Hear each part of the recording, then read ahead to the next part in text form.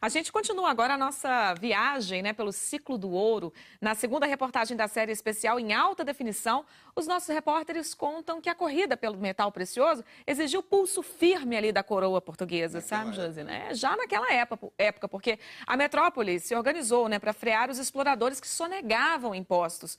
Mas se deparou com a criatividade de quem, naquela época, já inventava de tudo para burlar o fisco.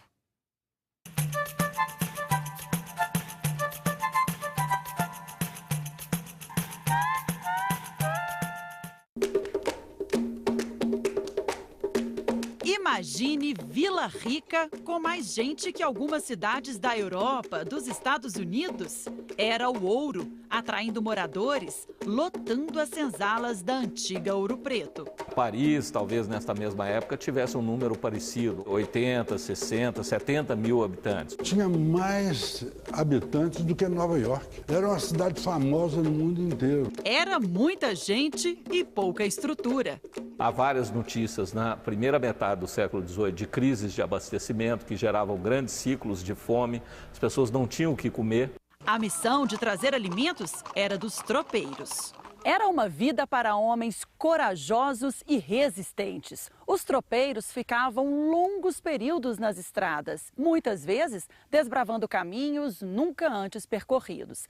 Mas sempre encontravam um apoio ao longo das viagens. Os que vinham, por exemplo, do sertão de Minas e também lá do interior da Bahia trazendo gado, contam os historiadores, ficavam sempre hospedados, acredite, aqui na igrejinha de Soledad, em Sabará.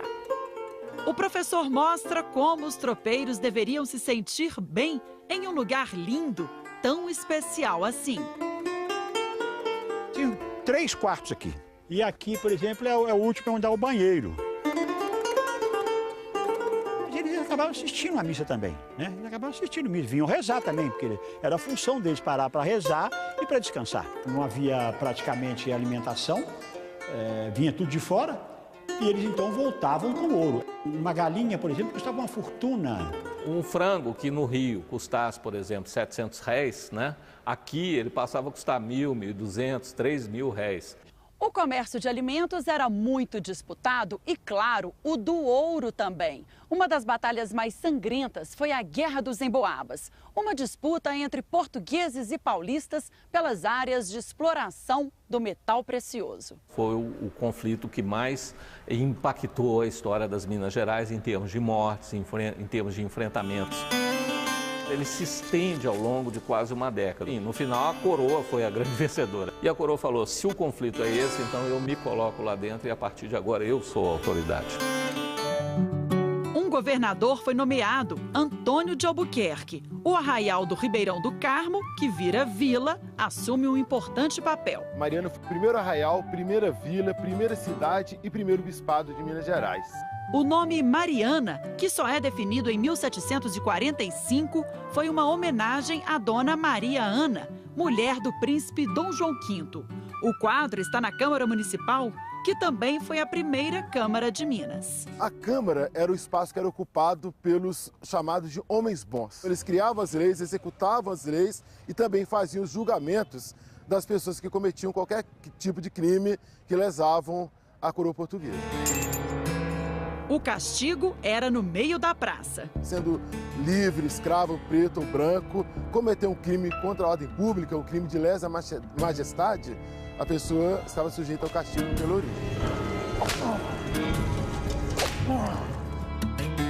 Foram anos de fartura e a coroa apertou o cerco, queria arrecadar mais. A metrópole, então, se organizava nos 4 cantos de Minas. Era neste lugar estratégico, às margens do rio Tripuí e bem na entrada da antiga Vila Rica, que viveu João Rodrigues de Macedo, um português que tinha a missão de arrecadar impostos aqui e enviar tudo para a coroa. Hoje só restaram ruínas, mas elas nos mostram bem como era imponente a moradia do contratador. Seriam criadas ainda as casas de intendência, como esta, que hoje abriga o Museu de Sabará, para controlar duramente a circulação do ouro na colônia. E aqui já era registrado a quantidade de ouro trazido e retirada a parte destinada ao rei. O ouro era colocado em recipientes como este aqui de cerâmica refratária, são chamados cadins. Depois era virado, esse ouro líquido era virado em formas como esta aqui, chamada de rilheira. Essa forma fazia então a barrinha de ouro ou o lingote de ouro. Para comprar escravos, produtos no comércio, era preciso usar barras de ouro com um selo da coroa. É que esta era a prova de que aquele ouro era de fato legalizado, ou seja, 1/5 dele já havia sido recolhido para Portugal. E eram prensas como esta aqui que faziam as marcas nas barrinhas. Só que estes detalhes exigiam criatividade da coroa portuguesa. Anualmente, a coroa mudava o desenho desse selo. Desde aqueles tempos, os homens já buscavam uma forma de burlar o imposto que era cobrado pela coroa. E copiavam o selo da coroa portuguesa nessas barrinhas. Há uma grande curiosidade sobre esta antiga casa de intendência. Historiadores contam que ela seria a única no Brasil com esta estrutura. No primeiro andar, funcionava o controle da produção do ouro. No segundo, uma moradia. O intendente português e sua família viviam aqui. O museu mostra o estilo glamuroso da época. Mesas para banquetes, quartos, gabinete do intendente. Mas alguns móveis tinham outras funções. Um segredo. Ela se levantava para que fosse guardado aqui algum objeto de valor ou algo que se quisesse esconder na época. Vem daí aquela expressão escondendo ouro, você está escondendo ouro. Amanhã você vai ver as revoltas que a cobrança severa de impostos gerou. A personagem da Inconfidência que até hoje anda pelas ruas de Ouro Preto. Vira-saia, o ladrão que se especializou em roubar o quinto do ouro. Antônio Francisco Alves, um homem rico, bem relacionado na cidade. História ou lenda?